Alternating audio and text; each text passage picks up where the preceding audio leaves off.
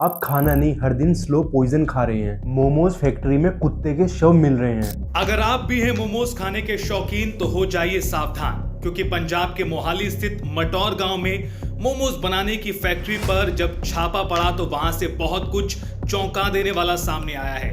दरअसल नॉनवेज बनाने के लिए चिकन के बजाय आवारा पशुओं के मांस का इस्तेमाल किया जा रहा था और पानी पूरी में यूरिन मिल रहा है। ये है भारत में फूड सेफ्टी का असली चेहरा। नमस्कार दोस्तों, आज हम फूड सेफ्टी पर बात करेंगे। आज हम फूड सेफ्टी की ऐसी सच्चाई से अवगत कराने वाले हैं जिसे सुनकर आपके होश उड़ जाएंगे। सवाल ये नहीं है कि क्या मिलावटी है, सवाल ये है कि भारत में आज के समय में क्या चीज 100% शुद्ध है। इंडिया में हर साल लाखों करोड़ों का प्रॉफिट मिलावटी खाने से हो रहा है। नेशनल हेल्थ प्रोफाइल के अगर हम आंकड़े देखें तो हम डायबिटीज कैपिटल ऑफ वर्ल्ड है। WHO का डाटा देखें तो हमारी फूड सेफ्टी रैंकिंग सबसे ज्यादा नीचे है। आप सोच रहे होंगे कि मिलावट जो है वो सिर्फ ठेले वाले खाने पर ही होती है। ऐसा बिल्कुल भी नहीं है। बड़े बड़े brands well packaged FSSAI approved items तक इस गंदगी में शामिल है। मोहाली की फैक्ट्री में तो मोमोज के बीच एक कुत्ते का शव तक मिला था।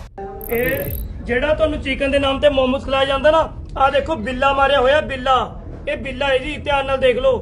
ਮੱਛਰ ਲੋ ਸਾਰਾ ਸੋ ਧਿਆਨ ਨਾਲ सेहत ਨਾਲ खिलवाड़ ना हो। ये सब चीजें दिखाता है कि प्रोडक्शन की शुरुआत में ही हाइजीन की क्या हालत है। और पानी पूरी में तो यूरिन और बाल मिलना तो आम बात हो गई है। क्या हम इंडियंस ने सर्वाइवल ऑफ द अनहाइजीनिक को ही नया नियम मान लिया है? लेकिन इससे भी ज्यादा खतरनाक वो है जो हमें दिखाई नहीं देता। जो चीजें हम ताजा समझकर खरीदते हैं असल में वही सबसे ज्यादा खतरनाक चीज है। उन्हीं चीजों में सबसे ज्यादा जहर भरा हुआ मिलता है। सब्जियों और फलों में इंजेक्शन मिलना आम बात हो गई है। आपको लगता है कि आपकी जो सब्जियां हैं वो हरी है और ताजी है, पर ऐसा बिल्कुल भी नहीं है। उन्हें ऑक्सीटोक्सिन के इंजेक्शन लगाए जाते हैं। ऑक्सीटोक्सिन जिसे लव हार्मोन भी कहते हैं। असल में ये ह्यूमन और एनिमल मेडिसिन में इस्तेमाल होता है, लेकिन यहाँ पर ये सब्जियों में जबरदस्ती ग्रोथ के लिए डाला जाता है ताकि जो सब्जियां हैं वो समय से पहले ग्रो हो जाएं, वो हरी भरी दिखे। और जब ये हमारे शरीर में जाता है तो हमारे शरीर के हार्मोन को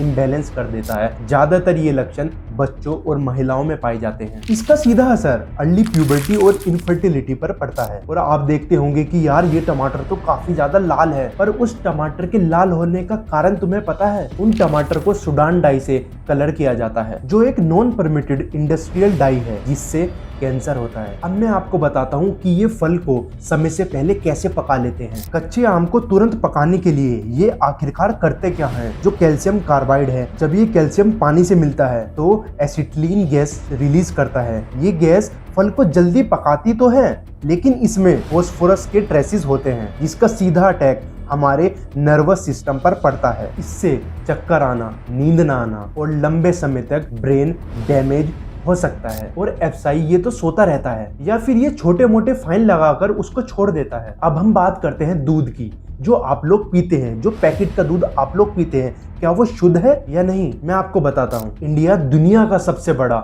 मिल्क प्रोड्यूसर है, पर हम लोग मिलावटी दूध पीते हैं। दूध में मिलावट का मतलब सिर्फ पानी नहीं होता। अगर पानी मिला ले तो वो इन केमिकल से तो अच्छा ही है। असली मिलावट है सिंथेटिक मिल्क। दूध में यूरिया मिलाते हैं। जी हाँ, मैं सच कह रहा हूँ, दूध में यूरिया खाद मिलाते हैं जो हम अपनी फसलों में डालते हैं, उसको ये लोग दूध में मिला रहे हैं। यूरिया को दूध में मिलाने से दूध गाढ़ा हो जाता है और ज्यादा सफेद हो जाता है। दूध में ये लोग डिटर्जेंट भी मिलाते हैं।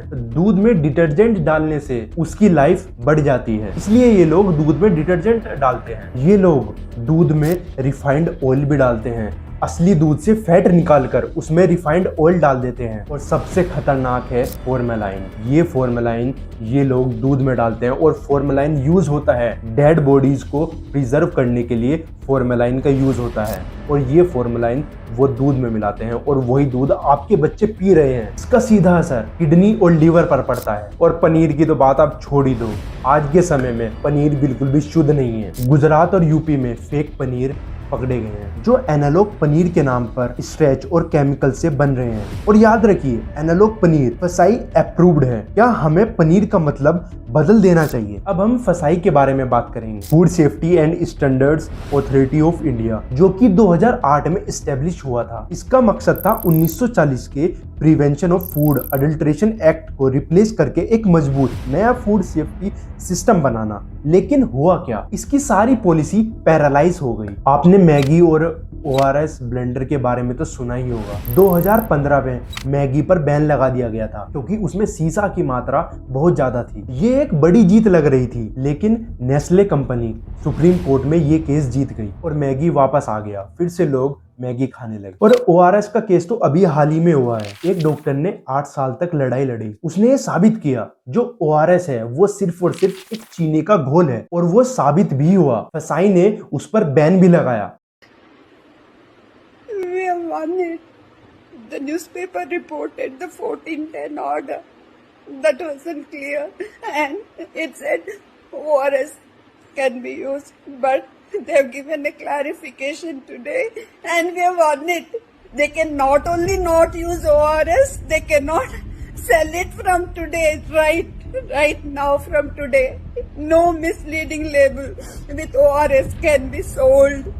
पर जब कंपनी ने कहा कि अभी हमारे पास हजारों करोड़ का स्टॉक रखा हुआ है, हमें काफी ज्यादा लॉस हो जाएगा, तो हमें ORS को बेचने दीजिए, तो फिर क्या था, फसाई ने उस पर से बैन हटा दिया। तो आप लोग ये सोचिए, एक कंपनी का नुकसान पब्लिक हेल्थ से ज्यादा बड़ा है। मतलब आप लोगों को कुछ भी हो जाए, उन्हें कोई फर्क नहीं पड़ता, बस कंपनी लॉस में नहीं जानी चाहिए। अब आपको ये पता चल गया होगा कि फसाई जो है वो पैसे लेकर ही लाइसेंस प्रोवाइड करवाती है। जब ये सारी चीजें दुनिया देखती है तो हमारी छवि खराब होती ही है। MDH और एवरेस्ट जैसे बड़े ब्रांड्स वाले मसाले भी कई देशों में बैन हो गए हैं। सिंगापुर में भी बैन हो गए हैं, हांगकांग में भी, नेपाल में भी बैन कर दिए गए हैं। कारण क्या था, क्योंकि उनमें पेस्टिसाइड्स की मात्रा ज्यादा पाई गई। और कमाल की बात यह है, इंडिया में ये मसाले सबसे ज्यादा बिकते हैं। और हो ना हो आपके घर में भी जरूर MDH मसाले आते होंगे। हांगकांग और सिंगापुर में जिन 4 मसालों पर प्रतिबंध लगा है वो है MDH का मद्रास करी मसाला, मिक्स मसाला और सांभर मसाला, और एवरेस्ट का फिश करी मसाला। आप नोट करके रख लीजिए। अब आप लोग ये सोच रहे होंगे कि क्या कोई कानून नहीं है क्या इन सब चीज के लिए। हाँ, मैं आपको बताता हूँ, कानून जरूर है, पर उसका इम्प्लीमेंटेशन ग्राउंड लेवल पे हो रहा है या नहीं, वो मैं आपको बताता हूँ। जब कोई फेक दूध की फैक्ट्री या फिर पनीर की फैक्ट्री पकड़ी जाती है या फिर उन पर रेड डाली जाती है, तो उनको एक छोटी सी पेनल्टी लगाकर छोड़ दिया जाता है। और वो पेनल्टी इतनी छोटी होती है क्योंकि उन लोगों को पता है हमने 1 साल में इतना कमाया है, तो हम इतनी छोटी सी पेनल्टी आराम से दे सकते हैं, हमें कोई फर्क नहीं पड़ता। तो फिर उनका मोटिवेशन और बढ़ जाता है कि फर्जी काम करो, कोई दिक्कत नहीं है, पेनल्टी देंगे और छूट जाएंगे। दूसरी चीज है, कोर्ट में जो है वो डिले होता है। जो फूड रिलेटेड केसेस होते हैं वो कोर्ट में सालों सालों चलते रहते हैं, और जब तक कुछ फैसला आता है तब तक लोग वो जहरीला खाना या फिर जहरीला प्रोडक्ट कंज्यूम कर चुके होते हैं। और केसेस जब इतने लंबे चलते हैं तो कंपनीज को फायदा होता ही है, जैसे कि मैगी वाले केस में नेस्ले कंपनी को हुआ था। जब हम ट्रांस फैट, फॉर्मेलाइन या फिर पेस्टिसाइड्स खाते हैं तो हमारे शरीर पर बहुत बुरा प्रभाव पड़ता है। हमारे देश में कैंसर की और डायबिटीज की मात्रा बहुत ज्यादा बढ़ती जा रही है। सबसे पहला पॉइंट आता है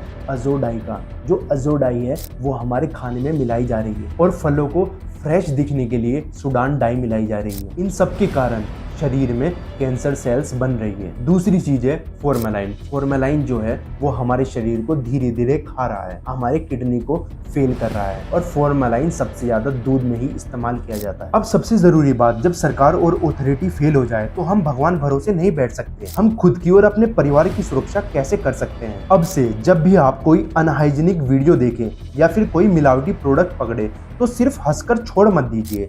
फसाई और स्टेट फूड डिपार्टमेंट को मेंशन कीजिए, मिनिस्टर JP नड्डा को टैग कीजिए। सोशल मीडिया आउटरीच वर्क करता है क्योंकि कोई भी सरकार अपनी बदनामी नहीं चाहती। किसी भी रेस्टोरेंट या फिर क्राउड किचन या फिर बड़े वेंडर से खाना खरीदने से पहले फसाई लाइसेंस नंबर जरूर चेक करें। ये नंबर उन्हें डिस्प्ले करना जरूरी होता है। आपको हर चीज के लिए लैब में भी जाने की जरूरत नहीं है, आप कुछ चीजें घर पर भी टेस्ट कर सकते हैं। अब मैं आपको बताता हूँ कि दूध को कैसे आप चेक कर सकते हैं कि ये मिलावटी है या नहीं। दूध की एक बूंद ढलान वाली सरफेस पर डालिए। अगर वो बूंद निशान छोड़ती हुई जाएगी तो वो दूध मिलावटी नहीं है। अगर वो बूंद निशान नहीं छोड़ेगी तो आप समझ जाइए उस दूध में पानी मिला हुआ है या फिर कुछ और चीज मिली हुई है। अब हल्दी को आप लोग कैसे चेक करेंगे? थोड़ी सी हल्दी लीजिए, उसमें नींबू का रस डालिए। अगर वो हल्दी पिंक हो गई तो आप समझ जाइए ये हल्दी मिलावटी है। अब घी को कैसे चेक करें? घी या फिर बटर को थोड़ा सा घी किसी कटोरी में लीजिए, उसमें आयोडीन सॉल्यूशन डालिए। अगर वो ब्लू हो गई तो वो मिलावटी है। अब शहद का तो सबसे आसान है, ये शहद है या फिर चीनी का घोल है। अगर आप शहद को पानी में डालोगे, अगर वो एकदम से घुल गया तो वो मिलावटी है, और अगर वो नहीं घुला और पानी की निचली सतह पर बैठ गया तो वो असली शहद है। और बाहर का खाना जितना हो सके कम करें। रेस्टोरेंट या फिर ढाबों पर बिल्कुल भी ना खाएं। आप कुछ भी चीज खरीदते हैं तो उस पैकेट का फ्रंट फोटो ही देखते हैं, तो उस फ्रंट फोटो को देख के आप लोग मिसलीड हो जाते हैं। उसकी सच्चाई जानने के लिए उसका बैक वाला फोटो देखना जरूरी है। उसमें सारी डिटेल लिखी हुई होती है। अगर आपको उसमें लिखा हुआ मिले कि पाम ऑयल या फिर ट्रांस फैट है तो उसको बिल्कुल अवॉइड करें। और सीजनल फ्रूट या फिर सब्जी ही खाएं। जिस सीजन में जो फ्रूट या फिर सब्जी चलती है उसको ही आप लोग खाएं, क्योंकि सबसे ज्यादा मिलावट उन्हीं चीजों में मिलती है कि सीजन किसी और चीज का है और वो भी चीज आ रही है, तो समझ जाइए कि उसमें मिलावट की मात्रा ज्यादा हो सकती है। और लोकल फार्मर से खरीदने की कोशिश ज्यादा करें, क्योंकि तुम्हें वहां पर काफी शुद्ध चीजें मिल सकती हैं। हमें ये लड़ाई खुद ही लड़नी पड़ेगी, कोई भी हमारे साथ नहीं आएगा। अगर हम लोग ये सब चीजें देखने के बाद भी इन पर एक्शन नहीं लेंगे तो ये सब चीजें कभी भी बंद नहीं होगी। हमें जागरूक बनना होगा, हमें इन सब चीजों को लेकर अपनी आवाज उठानी होगी, वरना ये जहर हमारी आने वाली पीढ़ियों को बर्बाद कर देगा। अब आप लोग जाग जाइए और अपनी आवाज को उठाइए। तो बस आज के लिए सिर्फ इतना ही। अगर आपको ये वीडियो पसंद आए तो वीडियो को लाइक करें और कमेंट आपको जरूर करना है, अपनी आवाज को उठाना है, और जाते जाते हमारे चैनल को सब्सक्राइब अवश्य करें। बहुत बहुत धन्यवाद।